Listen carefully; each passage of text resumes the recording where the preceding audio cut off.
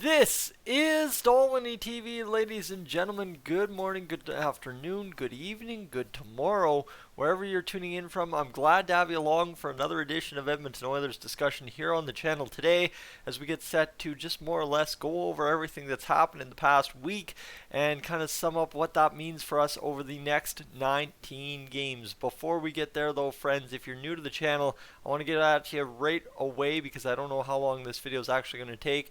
If you're new to the channel, I want you to consider hitting that subscribe button here on Dolwini TV. We're 4 subscribers entering this video away from 11,100, which means we're already crushing off the first 100 after hitting 11,000 just 2 days ago. Alright, friends, I could waste all my time on that stuff, or we could get to the meat and potatoes of the video, that being the Oilers. Well, we made some big moves at the trade deadline, and while not necessarily acquiring a superstar like a Patrick Kane or an Erik Karlsson, you solved 3 problems the Oilers had. Number 1, you still see it on my wall, albeit it has moved a little bit so it's not fully in frame anymore. Jesse Puljujärvi and the dark cloud that cast over the Oilers is over and done with. The Oilers, Jesse Puljujärvi lovers on Twitter there that'll use any spreadsheet to sit there and justify Jesse Puljujärvi, now move on to bashing and being elated with the Carolina Hurricanes as opposed to us, and that maybe there somehow calms down Oilers Twitter a little bit. I doubt it. We'll find somebody else to argue about here soon. Secondary, you add Nick Bjugstad. So you subtract Puljujärvi, you add a 6'6" frame, right-hand shot that can play with center and wing.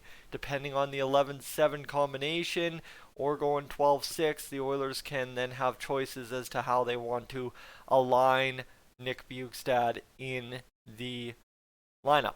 Then you add defensive specialist and huge defenseman, 6'4", 215, I believe is the metrics, for Mattias Ekholm, who well, so far undefeated as an Edmonton Oiler, winning against Toronto and then winning against the Winnipeg Jets as well. And we enter action today against the Jets, looking to make it 3 in a row with Mattias Ekholm in the lineup. So you do all 3 of those things. You obviously trade Michael Kesselring, who made his NHL debut last night. You then also get Cam Dineen for the Bakersfield Condors to replace Kesselring. You get a 6th round pick. You give up a first. You give up Reed Schaefer. There's a ton of things that have happened over the trade deadline, but that has all been already recapped. What hasn't been done as of yet, in my opinion, is looking forward to what the Oilers can do here in the Western Conference the rest of the way home.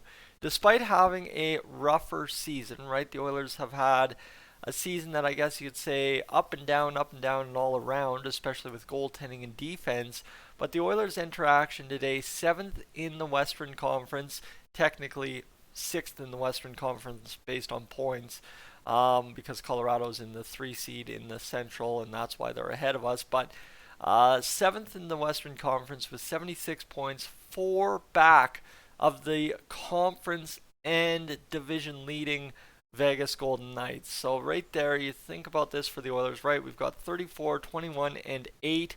For the Oilers, you need a whopping, I imagine it's going to be 19 points to get the job done, which means you need a point per game, which literally means for the Oilers you have to go 9, 9, and 1 the rest of the way home to win the playoff spot, whether that's good enough for 3rd, 2nd, 1st, or one of the wild card spots. That is yet to be determined, but you got to remember as well, for the Calgary Flames now to reach 95 points, friends, it is looking a little bit ugly out there for them. They've got 67 on the season. They need 28 points. They've got 20 games remaining, so they need some kind of combination of 14 and 8 or some kind of combination of 28 points, whether that be 12, 8, and, well, I guess 12, 6, and 4.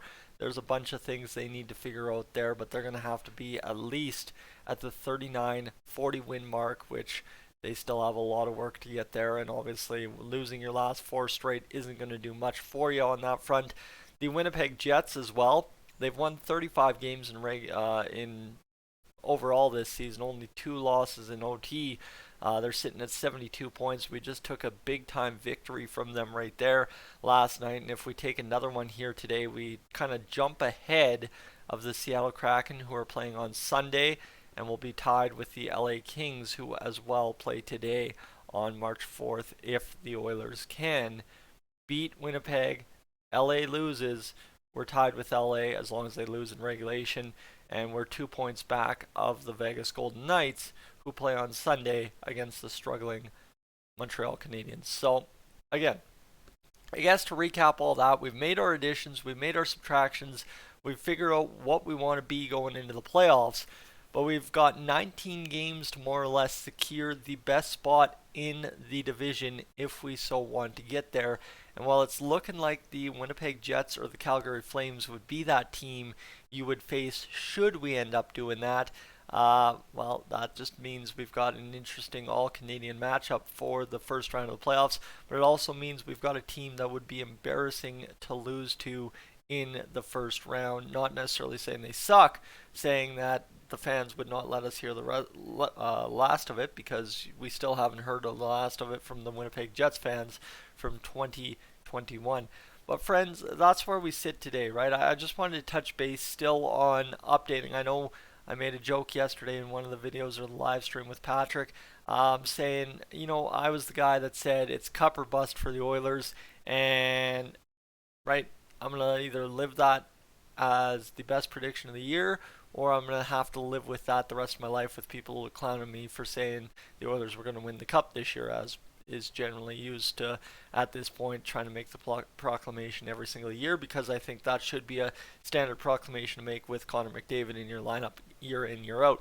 But when it comes down to it, kind of summarize where we're sitting in the standings and where we have gone in the past week with our trade deadline moves and kind of getting a better roster with Matthias Ekholm and Nick Bjugstad. I will tell you, I believe firmly the Oilers have probably the best chance in the Western Conference to win the Stanley Cup. That sounds crazy, but I think that's about the best way to sum it up at this point, right? You've seen the NHL season evolve. You've seen the Boston Bruins come out and be an absolute world beater team. So, okay, fair enough, right? The Boston Bruins, probably everybody's favorite to win the cup this year.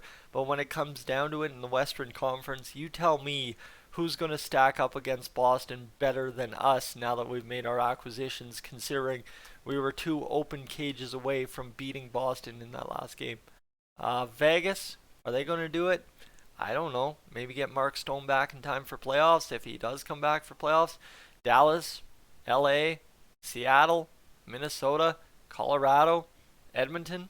Who's out of those 7 teams your best bet? And Winnipeg, I don't know, right? Is they're on that 5-game losing streak? Are they even going to be there? But of the current playoff teams, I think you got to say, and it's sounds like bias to me, but I don't think it's bias when you're talking about Connor McDavid and Leon Draisaitl healthy in the playoffs, especially Leon Draisaitl healthy in the playoffs. I don't know if it is bias or not, in my honest opinion, but I'd say that the Oilers do have fully the best lineup to try and take, whether it be Boston, Carolina, New Jersey. Obviously, I'd like to see us against New Jersey now versus what happened a few months ago.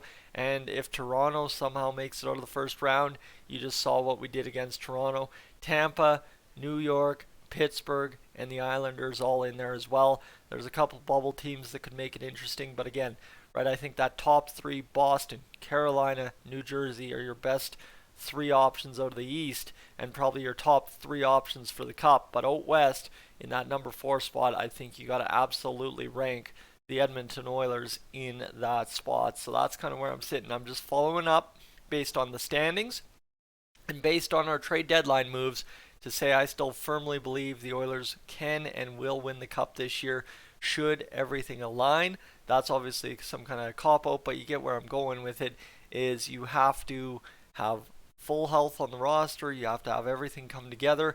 Should it come together, the Oilers should have no problem competing in that Stanley Cup final for the Cup. And the big piece there is to, like I said in Patrick's wrap-up video for the trade deadline yesterday, is it's one of those things. You know what? Even if we lose to Boston in the Stanley Cup final, it's not going to be 5 games. The Oilers won a cheap one thanks to the refs, and Boston dominated us the other 4. No, it's going to be 6-7 games of heart-pounding, excellent action, kind of like that Carolina series way back when, and how cool, as an Oilers fan, for the first time getting back to the Cup final potentially this year, would it be to face those Carolina Hurricanes? Friends, I'm Tyson. This is Stall TV. I am up on out of here.